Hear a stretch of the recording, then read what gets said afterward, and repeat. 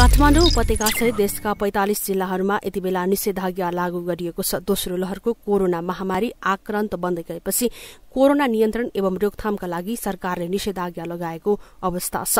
गएको वर्षमा पनि निषेधाज्ञाका कारण देशको अर्थतन्त्र नराम्ररी खस्केको थियो। झण्डै 8 देखि 10% आर्थिक वृद्धि दरको लक्ष्य राखेकोमा देशको आर्थिक वृद्धि दर 2% भन्दा कममा खुम्चिएको थियो। विगतको कोरोना महामारीमा पनि विदेशबाट स्वदेश भित्रिएका लाखौं युवा जनशक्तिलाई कृषि लगायत स्वरोजगारमा सदुपयोग गर्ने भनिए पनि त्यसो हुन सकेन। यस वर्ष पनि दोस्रो लहरका महामारी संक्रमित संख्या र मृत्युदर पनि बढ़दै गएको अवस्थामा छिमेकी मुलुक भारत लगायत अन्य विदेशी मुलुकहरूबाट हजारौंको संख्यामा जनशक्ति स्वदेश भित्रिएका छन्। तर यसको कसरी सदुपयोग गर्ने भन्ने प्रभावकारी योजना सरकारसँग देखिँदैन। तथापि कृषि तथा अर्थतन्त्र विज्ञ र स्थानीय जनप्रतिनिधि सबैले विश्वव्यापी कोरोना महामारीको यो संकटपूर्ण अवस्थामा दिगो र भरपर्दो अर्थतन्त्रका लागि कृषिलाई नै जोड़ दिँदै आएका छन्। कोरोना लाग्दाखेरि पनि स्वास्थ्य मापदण्ड कायम गरेर हामीले बजार व्यवस्थापन गरेका थियौं। त्यसले पनि अलिकति राहत चाहिँ पुगेको छ। तर अब यदि अझ पनि कोरोना लागेर इन्डियाबाट यो खाद्यान्न वस्तुहरू र तरकारी फलफुल नल्याउने हो भने यसले अझ विकराल समस्या ल्याउँछ जस्तो लाग्छ। किनभने नेपालका पुरै जमिनहरू बाँझै छन् र यहाँका युवाहरू भनेको सबै विदेशतिर नै छ जस्तो मलाई लाग्छ। यहाँ अब सरकारले गर्नुपर्ने विभिन्न कृषि क्षेत्रमा, उद्योगहरूमा, व्यापारहरूमा र विभिन्न रोजगारहरूमा धेरै काम गर्न बाँकी छ जस्तो मलाई लाग्छ। अहिले पनि युवा पुस्ताहरू संस्थागत विद्यालयमा पढेका विद्यार्थीहरू युरोप, अमेरिका, जापान जान्छन् भने सामुदायिक विद्यालयमा पढेका विद्यार्थीहरू अहिले पनि अरबतिर गइरहेको अवस्था छ र अरबमा विदेशतिर पनि धेरै मान्छेहरू मरेर बाकसमा ल्याइरहनु पर्ने अवस्था छ। यसले गर्दाखेरि मेरो विचारमा अझ सरकारले धेरै रोजगार सृजना गर्ने र स्वरोजगारका कामहरू धेरै गर्नु बाँकी छ जस्तो मलाई लाग्छ। सरकारले पछिल्लो समय पशुपन्छी जन्य उत्पादनमा आत्मनिर्भर भएको घोषणा गरेको छ। डिजिटल प्रणाली मार्फत माटो परीक्षण लगायत खण्डहर कृषि योग्य जमिनलाई एकीकृत गर्दै लाने विभिन्न पहल गरिरहेको कृषि तथा पशुपन्छी विकास मन्त्रालयले जनाएको छ र केही वर्षभित्रै कृषि उपजका अन्य उत्पादनमा पनि देश आत्मनिर्भर हुने गरी सरकारका कामहरू अघि बढ़ेको बताइए पनि विश्वव्यापी रूपमा फैलिएको यस कोरोना महामारीका कारण खाद्यान्न र कृषि उपजका उत्पादनमा समेत संकट नआउला भन्न सकिँदैन। ट्रेड ब्यालेन्सको लागि एक्सपोर्ट प्रमोसन गर्ने बालीहरू छ नि हामीसँग। चिया छ, कफी छ, अलैँची छ, अदुवा छ, बेसार छ, लाइभस्टक सेक्टरमा हेर्ने भने हाइड एन्ड स्किन छ। यी सबै कुराहरूलाई चाहिँ हामीले चाहिँ प्रमोसन गर्ने किसिमले जान सक्यौँ भने हाम्रो नेपालको चाहिँ अर्थतन्त्रमा सुधार आउँछ।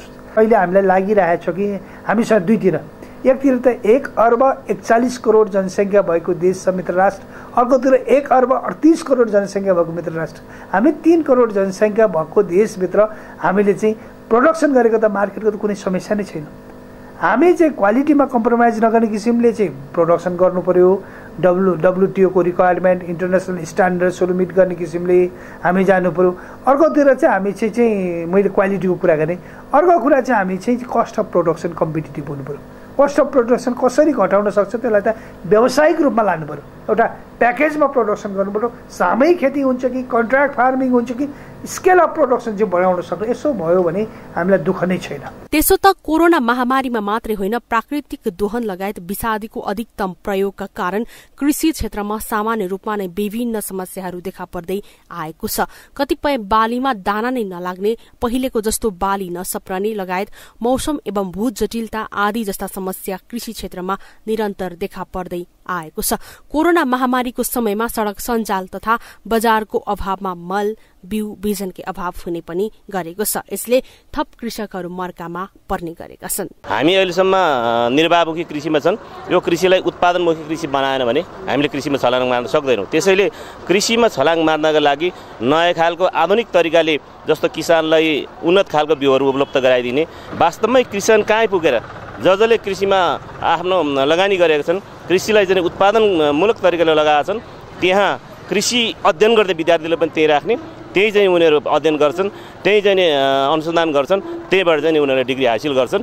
यसरी भयो भने हामीले कृषिलाई आधुनिकीकरण र कृषि क्रान्तिले सम्पन्न गर्न सक्छौँ। हामीले कृषिलाई सुधार गर्ने हो भने, नेपाल कृषि प्रधान देश भनिरहँदाखेरि यसलाई आधुनिक बनाउने हो भने, आधुनिकीकरणतिर लाने र नयाँ तरिकाले कृषिमा हामीले क्रान्ति ल्याउने हो भने विशेष गरी यो कृषि सम्बन्धी कार्यालयहरू जति पनि छन् अहिले त्यो केन्द्रमा नरहेर स्थानीय तहमा रहेर, स्थानीय तहमै जहाँ समस्या आएको छ कृषिमा, जुन बालीमा समस्या आएको छ त्यही अनुसन्धान गर्ने र त्यही उपचार गर्ने पद्धतिको विकास गर्यो भने कृषिमा सुधार हुन सक्छ। यससँगै सरकार लगायत वित्तीय संस्थाहरूले कृषि क्षेत्रमा छुट्याएको बजेट लक्षित वर्गसम्म पुग्न नसक्दा पनि कृषकले अनुभूत गर्न सक्ने गरी कृषि क्षेत्रको समस्या कम हुन सकेको छैन। कृषि क्षेत्रको गाउँ, ओडा र सतहसम्मको अध्ययन हुन नसक्दा कृषि क्षेत्रको बजेटको सदुपयोग हुन नसकेको सरकारवालाहरू बताउँछन्। कोरोना महामारी जस्तो संकटपूर्ण अवस्थामा 25% कर्मचारीहरूबाट मात्रै बैंकिङ सेवा विस्तार हुँदै गर्दा कृषि क्षेत्रको आर्थिक गतिविधि थप पछाडि धकिलिएको छ।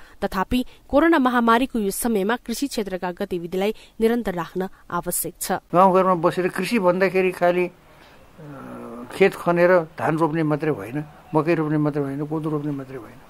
कृषि भने त पशुपालन पनि हो, भैँसी पालन पनि हो, कुखुरा पालन पनि हो, बाख्रा पालन पनि हो र साथसाथै उत्पादन गरिसकेपछि मार्केटिङ गर्नलाई कसरी त्यसलाई पनि लोन दिने धेरै छ। त त्यस्तो स्पेसलाइज इन्स्टिट्युसनै भएन।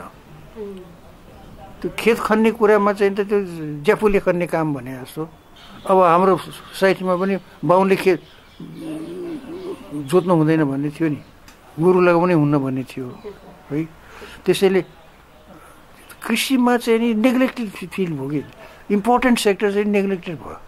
विश्वव्यापी रूपमा फैलिएको कोरोना महामारीमा राजधानी लगायत देशैभरका कोरोना संक्रमितको संख्या बढेसँगै संक्रमितको मृत्युदर पनि बढ्दै गएको छ। महामारीको यो संकटपूर्ण घड़ीमा स्वास्थ्य सुरक्षाको मापदण्ड अपनाउँदै आफ्नो जीवन रक्षा नै पहिलो प्राथमिकता बनेको छ। तर कोरोना भाइरसको रोगसँगै आगामी दिनमा भोकले मर्न पर्ने अवस्था नआओस् भन्नका लागि पनि कृषिका गतिविधि अनिवार्य रूपमा सुचारू हुन आवश्यक छ। किनभने छिमेकी मुलुक भारत लगायत विश्वभरमै पनि कृषि उपजको उत्पादन अभाव हुँदै जाने अवस्था आउन सक्छ। विगतका महामारीहरूमा पनि हामीले यो भोग्दै आएको नै हो। यसकारण कोरोना महामारीको विषम परिस्थितिमा रोग र भोगबाट मर्ने अवस्था सिर्जना हुन नदिन स्वास्थ्य सुरक्षाका मापदण्ड अपनाउँदै कृषि उत्पादनमा जोड़ दिन आवश्यक छ। क्यामेरा पर्सन ध्रुव अधिकारीका साथमा एबीसी रिपोर्टर सपना थामी, काठमाडौँ।